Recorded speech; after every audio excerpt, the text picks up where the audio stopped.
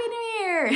I know I'm a little late on this one, but honestly, the beginning of January has just been really busy for me. So I feel like I'm only really just getting started on the whole new year feeling right now. So today I wanted to share with you my reading and writing goals for 2025. So let's start with the reading goals. I have decided not to make a numerical reading goal for how many books I want to read this year. I have done that every year in the past, and I do still have one on Goodreads just because I don't know, I can't help it.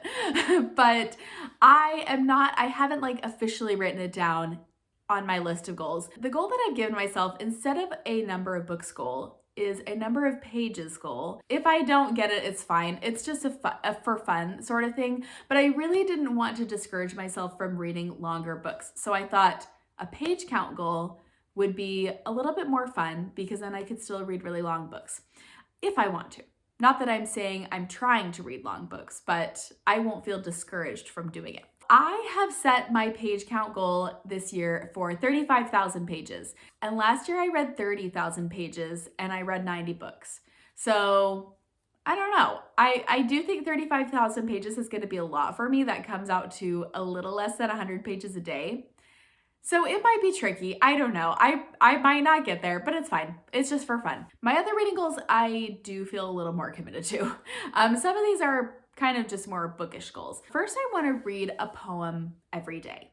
I think that just sounds really interesting. I've wanted to get more into poetry, so I think this might be a fun way to do it. Just read a poem every day, and I'd love to find some poems that I really love, that I really relate to, or, just speak to my heart in some way, and maybe kind of collect them and be able to have these cool poems. If you have any great poems that you love, please comment and let me know what they are so I can read them. Okay, another goal is to keep my physical TBR down to only one shelf. So I currently have one TBR shelf and I don't want it to get any bigger.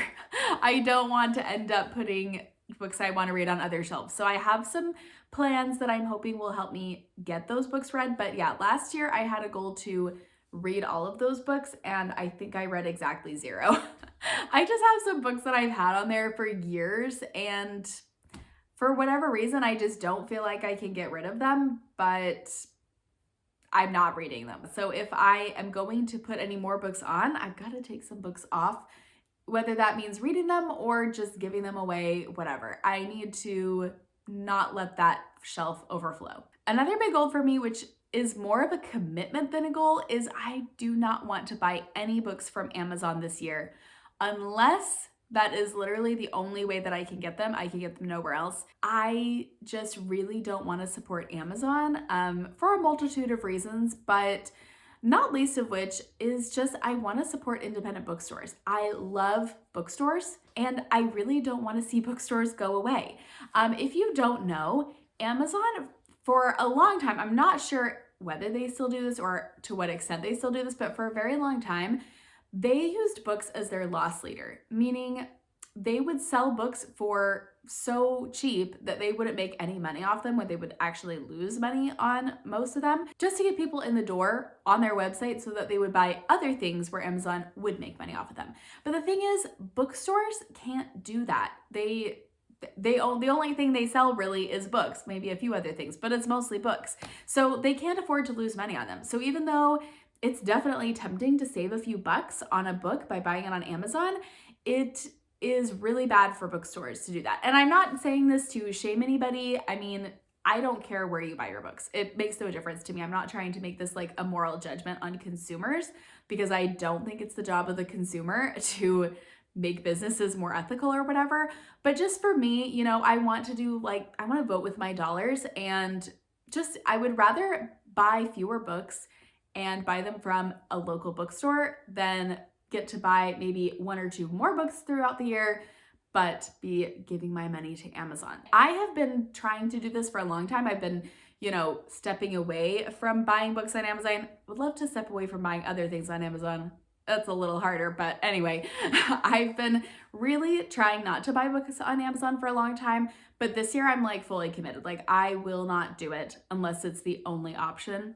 And even then, I'll really think about, is this really a book that I want to buy? Now, related to that, my final book/reading goal is I actually want to buy more books this year, but I want to buy them with intention. So I actually don't buy very many books. I would not say that buying books is really a hobby for me the way that I see that it is for other people, but I'm a big library user. Most of the books that I read, I get out of the library, and I love that, and that's not changing anytime soon. But I would like to be able to support authors more, be able to support bookstores more by purchasing books. So when I say I want to buy books with intention, basically what that means is that I kind of have two rules about how I'm going to buy the book. So one is obviously I have to want to read the book. I mean, that's just a no-brainer, but I also need to have another reason on top of that. So like I have to have two reasons to buy the book. So one is I want to read it, but two is like maybe I want to support the bookstore that I'm going to. So a lot of times when I travel, I like to go to bookstores. And so that might be the only time I ever get to go to that bookstore. And I don't like going into a bookstore and not buying something, especially if it's my only time that I could ever go and I don't have the opportunity to like go back and get the book later. It's so much more fun to visit a bookstore if you know that you're gonna buy something. And also I just feel weird wandering around a bookstore and then walking out with nothing. So that would be one reason. Also, like pre-ordering a book so I can support an author I really like would be another reason. So that is my goal with buying books with intention. So those are all of my reading and bookish goals. Now let's talk about writing goals for this year. So I have been working on a novel, my current project, for about 7-ish months, I want to say. I'm actually nearing the end of writing my first draft, which is very exciting. So of course I want to finish writing the first draft. That's goal number one.